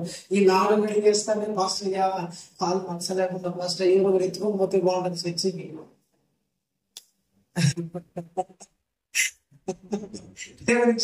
నిజమండి. కర్ణమ్మ గారు, నేను నమ్ముతాను లేదు, కర్ణమ్మ గారు కొత్తగా సంఘం అప్పుడు ఇంకా కట్టాలి. ఆమె కొత్తగా వస్తున్నప్పుడు స్త్రీల కూడా నడిపించినప్పుడు ఒక ముస్లాం వచ్చేది. తెలుసా? చూడలేదు, మ్యాక్సిమం చూసిందర్లే. అది ఎవరో ఒకరి సుదర్శనం చాలా ముస్లాం అండి. ఆమె కట్ట కొట్టుకొని వస్తాను. నిజం చాలా బలహీనురాలు. ఆమె చర్మం అంతా ముడతలు పడిపోయి బలహీన వంగిపోయి వస్తుంటది. కర్ణంలో కూర్చుకొని స్థాడి కూర్చొని మనకు తోడు ప్రార్థన చేస్తానంటే వస్తుంది. ప్రార్థన కూర్చొని ఉంటుంది. ఆదివారం కూడా వచ్చింది. పాపం ఆమె చనిపోయింది. తర్వాత మనకు తెలియదు ఆ విషయం, చనిపోయింది విషయం కూడా. ఆదివారం వచ్చింది. బలహీనతలో కూడా వస్తుందండి. ఆమె నీడికి నడసలేదు. పాపం అయినా సరే తల్లి గురించి వచ్చి పోవాలా ఆడ కూర్చొని సేపు కూర్చొని ఆడ పడుకొని సోదర పడుకొని ప్రార్థనలు ఇచ్చుకొని వెళ్ళిపోయేది. ఇప్పుడు ఆమె చనిపోయింది. యేసుప్రభు వస్తుంది, మూలం అవుతుంది. అప్పుడు ఎట్టుంటో తెలిసిన ఊగదు, ఇటు ఊగడాలు ఉండదు. నిజంగా ఊగడాలు ఉండదు. చర్మం 3 రోజులు అయిపోవడా ఉండదు. సూర్యుడు కనపడడం ఫాస్ట్ ఇవన్నీ ఉన్నాయి కదా. శరీరము చాలా శరీరం వచ్చేస్తుంది. దేవుని స్తోత్రం. యవ్వన శరీరం మారిపోతుంది. ఎముకలు దృఢంగా ఉంటాయి. దేవదూత అన్నట్టు ఉంటారు. దగ్గర మెరిసే దేవదూతలాగా మారిపోతారు. హల్లెలూయా, హల్లెలూయా. ఈడ అనుభవించిన ప్రభు కొరకు శ్రమ, ఈడ అనుభవించిన ప్రభు కొరకు వ్యాధి, ఈడ అనుభవించిన ప్రభు కోసం కష్టం, ఈడ అనుభవించిన ప్రభు కొరకు ఈ రోగం, ఈ అన్నిటిని అనుభవిస్తూ తట్టుకొని ప్రభా నేను నమ్మకంగా ప్రతి కృపని ఆయన నేను మందిరం వస్తాను, నువ్వు వచ్చావు కదా, ఇదిగో కడపూరం మోగుతుంది. నీ శరీరం మారిపోతుంది. మహిమ గల శరీరముగా మారిపోతుంది. దేవునికి స్తోత్రం. హల్లెలూయా. ప్రియమైన దేవుని బిడ్డలారా, కడపూరం మోగినప్పుడు జరిగేదని, ఆ పూరం మోగినప్పుడు వినడానికి నువ్వు సిద్ధంగా ఉన్నావా లేదా? ఆ పూరం మోగినప్పుడు నువ్వు మార్పు చెందడానికి సిద్ధంగా ఉన్నావా లేదా? ఆ పూరం మోగినప్పుడు నువ్వు దేవునితో కలుసుకోవడానికి, మహిమగల పట్టణంలో ఉండడానికి నీకు సిద్ధపడ్డావా లేదా? ఇదే ప్రశ్న. మందిరానికి వస్తున్నావు, వాస్తవమే. ప్రార్థన చేస్తున్నావు, ఓకే, అన్ని బాగున్నాయి. కానీ పూరం మోగినప్పుడు మార్పు చెందడానికి నువ్వు సిద్ధంగా ఉన్నావా? ఆకాశము భూమి చూస్తా ఉన్నాయి, ఎదురు చూస్తా ఉన్నాయి. ఎవరు దేవుని పిల్లలు? ఇంతమంది మందిరంలో ఉన్నారు, ఇంతమంది చర్చికి వస్తున్నారు, 800 కోట్ల మంది ప్రజలు ఉన్నారు. సముద్రం తిరిగే వాళ్ళు, ఆకాశంలో తిరిగే వాళ్ళు, నక్షత్రాలు తిరిగే వాళ్ళు, భూమి మీద ఉన్న వాళ్ళు, బయట అందరినీ ఆకాశం భూమి గమనిస్తుంది. ఈయనలో దేవుని కుమారులు ఎవరో తెలిసే రోజు ఒకటి కాడపూరం మోగినప్పుడు ఆకాశానికి భూమికి దక్కని మెరుస్తాడు. దేవుని పిల్లలు ఎలా మెరుస్తాడు? ఒక్కసారి లైట్ వేసినప్పుడు చీకటిలో లైట్ వేసినప్పుడు వెలికి ఎక్కడ తెలుసుకోదు.